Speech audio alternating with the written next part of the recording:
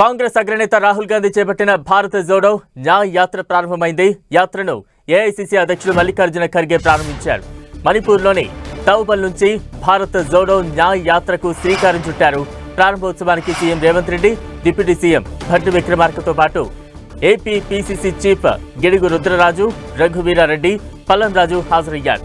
కాంగ్రెస్ అగ్రనేతలంతా ఈ యాత్ర ప్రారంభ కార్యక్రమానికి హాజరయ్యారు. ఇక రాహుల్ యాత్ర 15 రాష్ట్రాల మీదుగా 67 రోజుల పాటు సాగి మార్చి 20న ముంబైలో ముగుస్తుంది. మొత్తం 100 పార్లమెంట్ నియోజకవర్గాల్లో ఆయన యాత్ర సాగుతుంది. దేశంలో పెరుగుతున్న ధరలు, నిరుద్యోగం, సామాజిక న్యాయం ప్రధాన అంశాలుగా రాహుల్ యాత్ర సాగనుంది.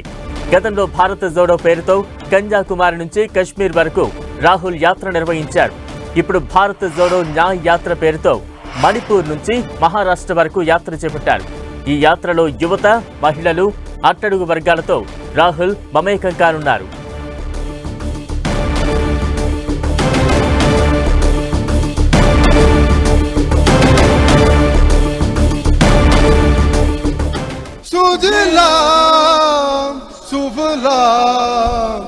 మలయజ శీతల పుల్ల కుసుమిత ద్రుమదల శోభిని మాతరం వందరం కుందజరబ ప్రసిద్ధెన్న మణిపూర్ గిల్లైమాయిద. యాత్ర ప్రారంభించిన అనంతరం ఖర్గే మాట్లాడుతున్నారు. లైవ్ ద్వారా చూద్దాం.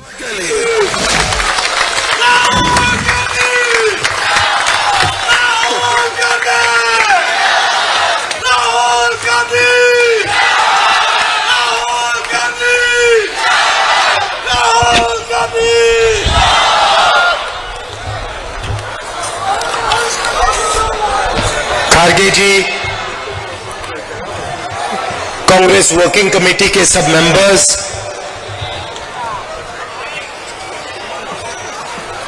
पीसीसी प्रेसिडेंट साहब, CLP leader, chief ministers, stage पे कांग्रेस पार्टी के वरिष्ठ नेता, भाइयों और बहनों, प्रेस के हमारे मित्रों, आप सबका यहां बहुत बहुत स्वागत, नमस्कार। मैं जानता हूं कि आप सुबह से यहां बैठे हो। दिल्ली में फॉग के कारण हमारी फ्लाइट, खारगे जी की फ्लाइट डिले हो गई, इसीलिए हम समय पर नहीं आ पाए। आप सबको कष्ट हुआ, इसके लिए मैं आप सबसे शुरुआत में ही माफी मांगना चाहता हूं।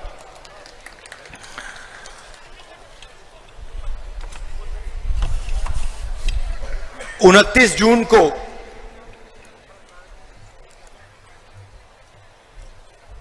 मैं मणिपुर आया था और उस विजिट में जो मैंने देखा, जो मैंने सुना, मैंने कभी पहले नहीं देखा था, नहीं सुना था।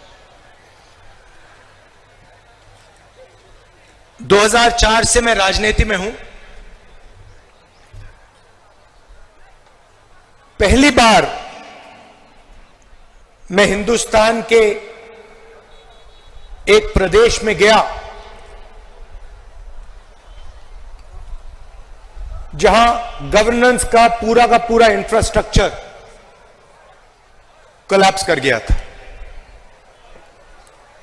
जिसको हम मणिपुर कहते थे। 29 जून के बाद वो मणिपुर रहा ही नहीं,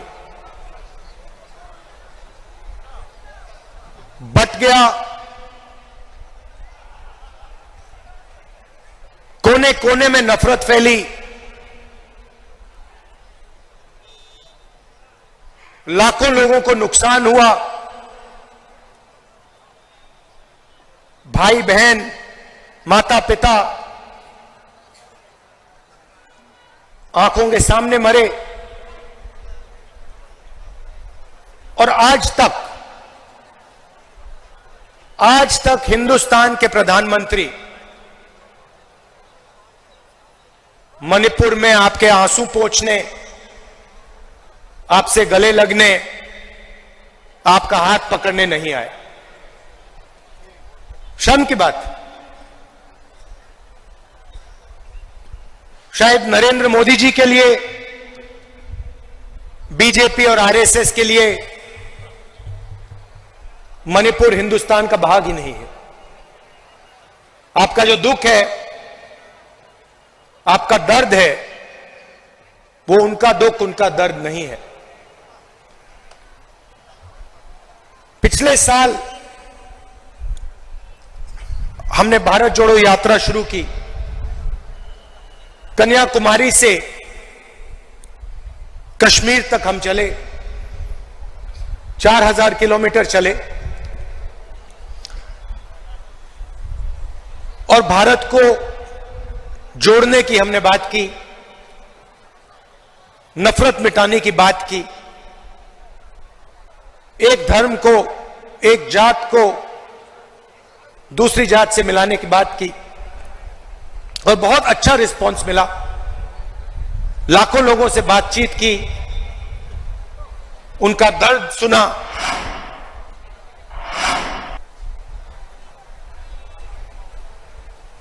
मुश्किल था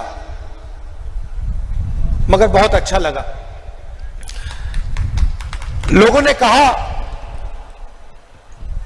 कि कन्याकुमारी से कश्मीर तक यात्रा की है तो फिर ईस्ट से वेस्ट में यात्रा होनी चाहिए। और मैं चाहता था कि जैसे हमने पैदल यात्रा की कन्याकुमारी से कश्मीर, वैसे ही हम ईस्ट से वेस्ट पैदल यात्रा करें। मगर चुनाव का समय है और उसमें हमें थोड़ा ज्यादा समय लगता, इसलिए कांग्रेस पार्टी ने, हमने निर्णय लिया कि ये बस यात्रा होगी, हाइब्रिड यात्रा होगी, बस यात्रा होगी, पैदल यात्रा होगी। सवाल उठा कि ये यात्रा शुरू कहां से होनी चाहिए। कोई लोग कह रहे थे कि वेस्ट में शुरू होनी चाहिए, कोई कह रहे थे ईस्ट में शुरू होनी चाहिए। और मैंने साफ कहा कि अगली भारत जोड़ो यात्रा सिर्फ मणिपुर से ही शुरू हो सकती है और कहीं से नहीं शुरू हो सकती।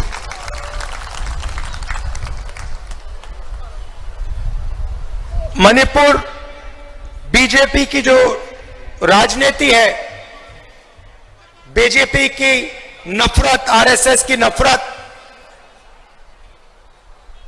उनका जो दृष्टिकोण है, उस विचारधारा का मणिपुर एक चिन्ह है। जो आपने यहां खोया, जो मेरे भाई ने बस के ऊपर कहा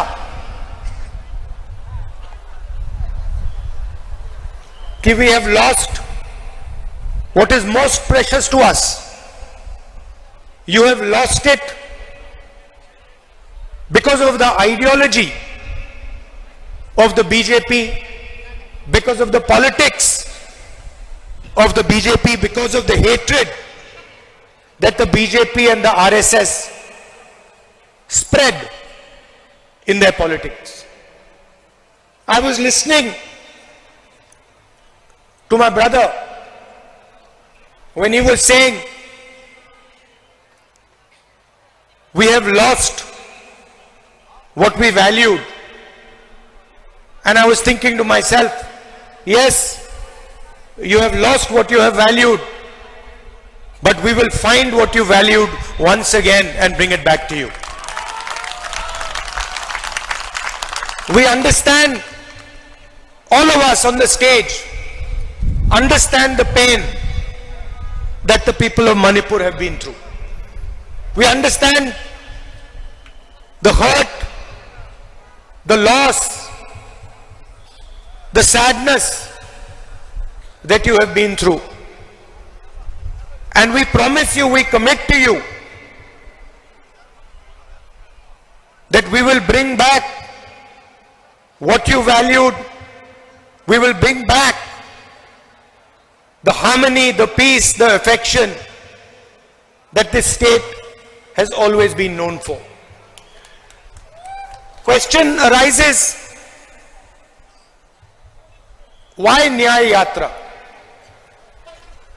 Because we are going through a period of great injustice in India.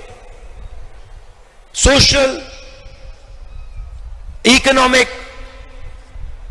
and political injustice.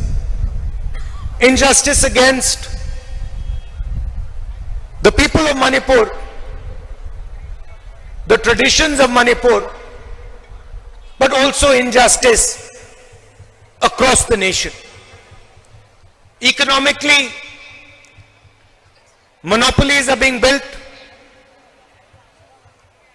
Few people are getting access to all the wealth of the country. One or two businesses have their fingers in everything, and the large majority of businesses, small and medium businesses, are being destroyed. Huge levels of unemployment, massive price rise is what the whole of India is facing. On the social side, the large mass of India's people, the lower castes, Dalits, tribals, simply do not have a say in the governance system of the country. I have given example upon example of how the large mass of our people are excluded from the political system, from the governance system. So these are the issues that the Bharat Chodo Nyaya Yatra is going to raise. But this is less about us and more about you. Bharat जोड़ो यात्रा में हम सुबह शुरू करते थे, 6 बजे शुरू करते थे और 7 बजे रात तक हम चलते थे. हमारा भाषण 20-25 मिनट का होता था. शाम को हमारा एक भाषण होता था, मगर 7-8 घंटे हम आपकी बात सुनते थे, किसानों की, मजदूरों की, छोटे दुकानदारों की, महिलाओं की, युवाओं की. और यही इस यात्रा का लक्ष्य है. हम ज्यादा बोलना नहीं चाहते हैं, हम आपको अपनी मन की बात नहीं बताना चाहते हैं, हम आपकी मन की बात सुनना चाहते हैं, आपका दर्द समझना चाहते हैं और आपके साथ हिंदुस्तान का अगला जो विजन होगा, हिंसा का नहीं, नफरत का नहीं, मोनोपोलीज का नहीं, मगर हार्मोनियस, इक्विटेबल और भाईचारे का विजन हम आपके साथ मिलकर, आपकी आवाज सुनकर, वो हम हिंदुस्तान के सामने रखने जा रहे हैं. एक बार फिर आप आए, दूर दूर से आए, शाम का समय है, आपको यहां बहुत समय रुकना पड़ा, इसके लिए मैं आपसे माफी मांगता हूं. और आने वाले दिनों में आपके साथ मिलने का मौका मिलेगा, बातचीत करने का मौका मिलेगा, गले लगने का मौका मिलेगा भारत छोड़ो न्याय यात्रा में.